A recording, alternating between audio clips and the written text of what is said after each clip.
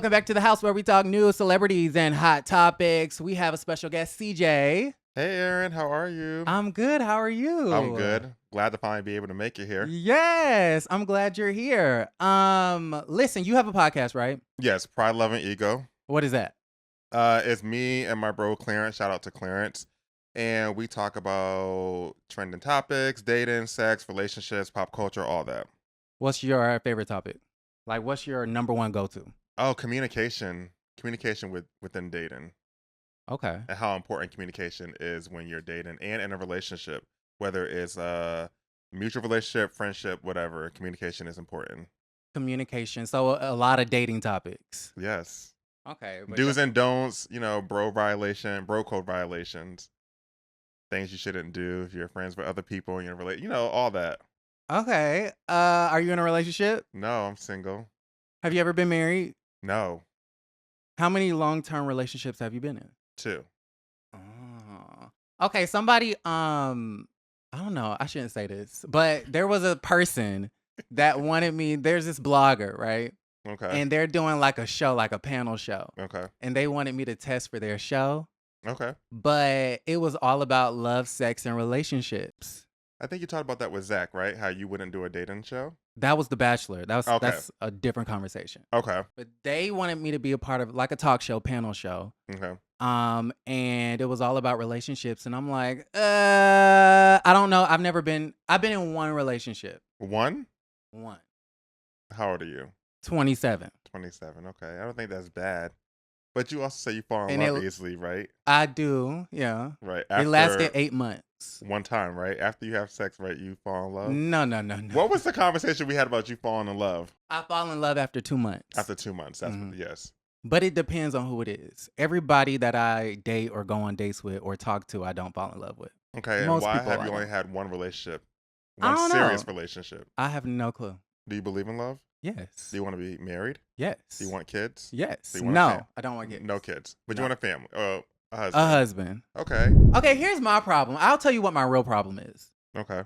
First dates are fine. Hanging out is fine. Mhm. I feel like after so long, after a month or two, after 2 months, that's when it goes off the rails for me. It's like it goes perfect. And then they be, okay, at first, I'm like a damsel in distress. That's kind of like my archetype in dating. So I like, to be courted. I like them to show effort. They take me out and they initiate. That's how I am. Okay. And then maybe after a while, a week or 2 or 3 or 4, then it's like, okay, now I'm in. Sometimes I feel like a lot of times when I feel like, okay, now I'm really liking you after you have shown me that you really like me, that's when the tables turn and then it just dissipates. That's my problem in dating. I don't know why that happens. That's crazy. That is weird. I mean, we can go on and on about this, actually. Yeah. We really could. Maybe you should try the gay dating coach. Shoot Your Shot Wednesday. Is that a person? Well, that's the name of his segment, Lamont I Scale. feel like I know. Yeah, I know so him. Lamont Scale, yeah. He's a dating coach. And on Wednesdays, and I think he does it sometimes even off Wednesdays when he has Shoot Your Shots. Right. On Instagram Live. And you go on there and, have you seen it before? I have not seen his show, but he was on well, not the segment he does for Shoot Your Shot. I don't follow him. He was on Love Match Atlanta. Yes. He was on there. So what he does is Shoot Your Shots on Wednesdays, and you get on live, and he'll introduce you to everyone who's tuning in on the live, and then essentially people reach out to you and DM you and shoot your shot. I don't need that. Maybe you should try that. I don't need that. But I don't need people hitting me up. You might find a different response though on what you're getting now, how you're dating these people, and then after 2 months, then things just kind of like disappear. You might find something different. I'm just saying, try it out. That's all. Okay, who you dating? No one. I'm getting to know someone right now. Yes. I'm getting to know someone right now. Well, no, we haven't classified it as dating yet. We are talking, getting to know each other. Have y'all going on a date? No, but we are next week. Oh, okay. He doesn't live here. That's cute. Yeah. Oh, so have y'all met each other? Not in person, no. Oh, that's exciting. Yeah. Speaking of relationships, how do you feel about? Okay, let's talk housewives. Okay. Kenya Moore in this 5-year divorce. Did they get married in 2017? I don't even know the year. I think it was after 2017. Well, That's odd because I was actually watching the reunion when they had the COVID special, and when she showed the receipt, I paused it, and the marriage certificate said 2017. I don't know. Mm. I don't know when she got married. Okay. But apparently he has this reality TV show coming out. Allegedly. Yes. And, he's kind of like contesting the... Rights of Brooklyn. Right. So she can't film with Brooklyn. But he already know. I ain't even got to say nothing. But he can film with Brooklyn. Which I don't really understand that. Like, well, if memory serves me correct, it was always an issue. He didn't like filming with her beginning with. Like when they were married, he didn't like being on the camera. Right. So I think it's just kind of odd that he would want Brooklyn now when he didn't even want to be filmed to begin with Brooklyn. So I think it's just kind of weird. Which he evolved.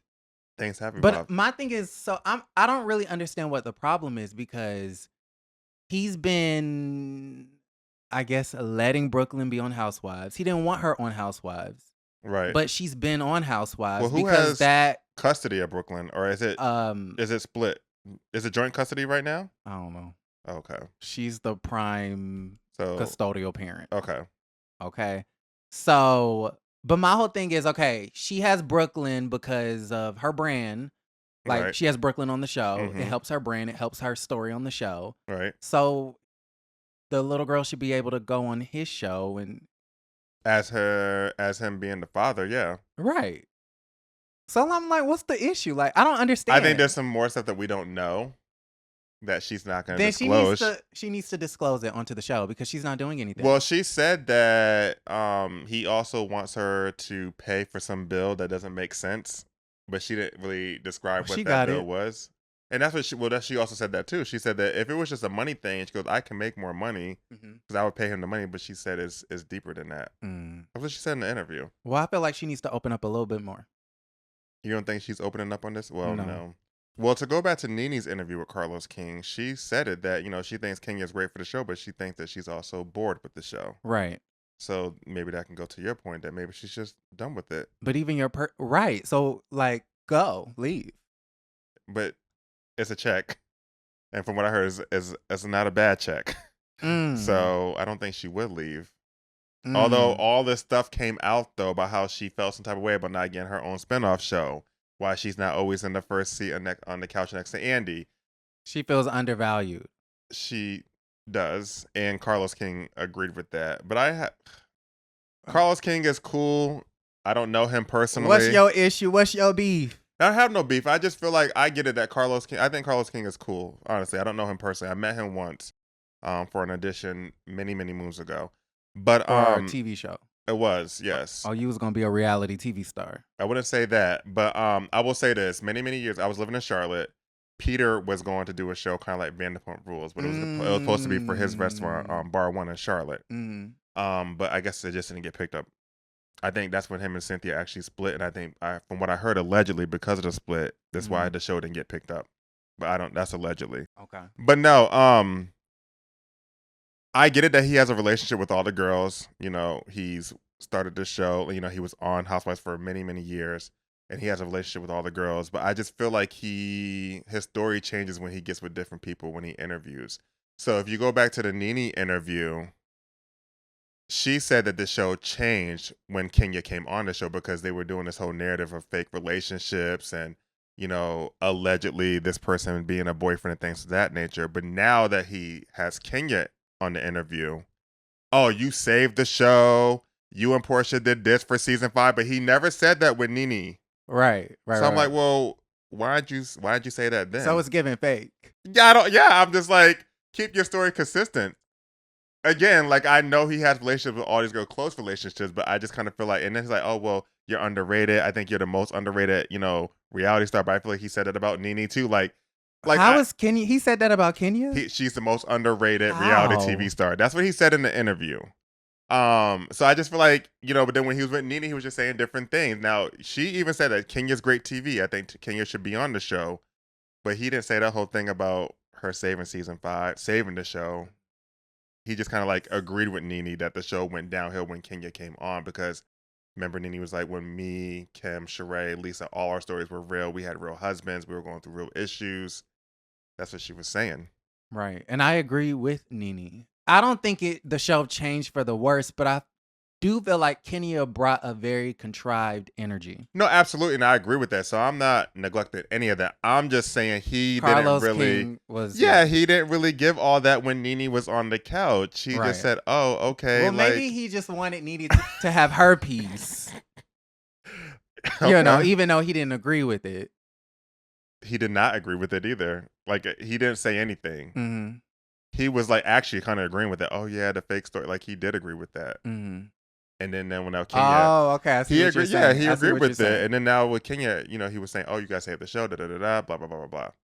Yeah. Well, Kenya's obviously his fave. And then when she had made the statement that, oh, even when Nene was being faded out and she had less scenes, she always still sat next to Andy, which is facts, right? But then he was agreeing that Kenya should have been first seat all along, right?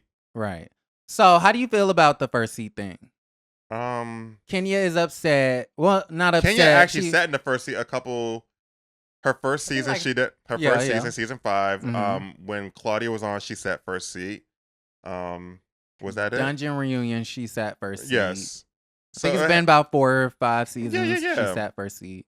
Yeah, so I think the first seat, I didn't know there was that much emphasis on sitting. It's a big deal. I be trying to tell the people, like, it's a big deal. Like, people, it means something.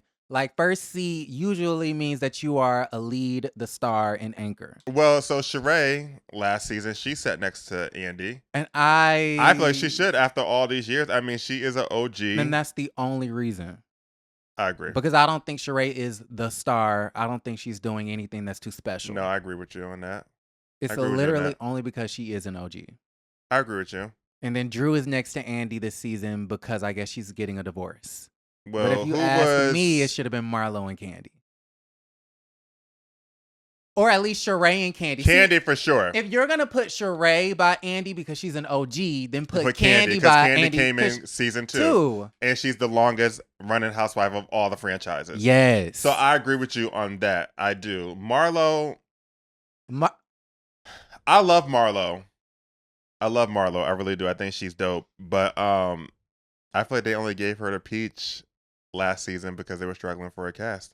I know last season they were struggling for cast members. They really were. Mm-hmm. And I feel like they only used Marlo because, like, look, we don't have a solidified cast. Let's go ahead and give her a peach. Why would they wait all these years finally now to give her a peach? Because they were struggling. That part. I definitely agree with that. Yeah. She is there due to unfortunate circumstances. Yeah. But I feel like Marlo the past 2 seasons has been low-key I wouldn't say the star, but the rising star. The budding star. I feel like if this second half of the season was all about Drew, the first half was about Marlo going in on Candy. Candy and Marlo. But Marlo blowing up on Drew, I was confused by that. Well, it was confusing, yo. I don't think that was fair. That part. And then after they showed like the unseen clips of Candy and her talking, and I'm like, well, why didn't Marlo ever say anything about this prior to this when it happened? She didn't know it triggered her. That's fine, but we never heard nothing about it until now. Well, sometimes you don't know that it triggers you until something triggers you in that moment. When it happened, and she never even mentioned it happening then. Well, she was just a friend of. Like, they cut out that scene. But she had storylines still as a friend of the show. Well, they choose what storylines make it into the show. Okay. Like, they cut out, she had a conversation with Candy that they cut out. They did. Because everyone is like, why you never mentioned it? Well, she did. They just cut it out. And then we didn't see it until this season. Well, no, they mentioned her going to Candy for this season. Right. But she never mentioned it initially happening. Like the whole incident of her nephew passing away. They never mentioned that at all. That's what I'm saying. She did to Candy. Okay. What you trying to say? Let's get into it. She didn't mention nothing of it happening. Period. Like nothing about the shooting. She didn't mention nothing about it. She did to Candy though. Privately, no. That's when after it happened. You're talking about to the group? Yeah. She's just a friend. She has relationships with people. So her and you're not gonna say you're not gonna say and tell me that You're not gonna say and tell me that Marlo's personal life has never surfaced. I'm not gonna say it never surfaces within the group. It never surfaces as a friend of the show. But it is. I'm not gonna say it never surfaces, but things that happen in a friend's personal life is like, if that makes the show, like they don't really get events like that. I just feel like what's going on in Monietta's personal life this season? I don't. We have no clue. She's a exactly a background dancer or a choreographer. Right. Didn't know that. She used to be. I just thought she was. I just thought she was the ex-wife of Neo. Money Monietta. Right. She's the ex-wife of Neo. Ex-wife of Neo. Yeah. Right. That's all I know. Mm-hmm. Yeah. And then you have Courtney, who is allegedly Ralph's cousin. Okay, wait. Let's put a pin in that. Okay, back to Marlo. So, how did you feel about the whole thing? You thought it was bullshit. She was just doing the most for a storyline. I'm not gonna say it didn't trigger her because I don't know what triggers her, but I just kind of feel like it was out the blue.